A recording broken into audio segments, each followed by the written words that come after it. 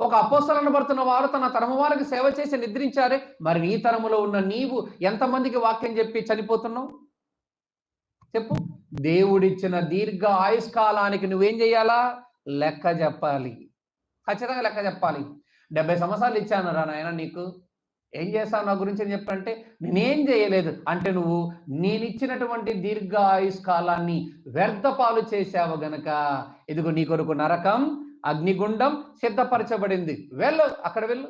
అక్కడ కాలు మలమలలాడుతుంది, అక్కడ కాలు వేదన పొందు. నిన్నెవడే గాని రక్షించలేడు, తిరిగి నువ్వు అక్కడి నుంచి రాలేవు కూడా.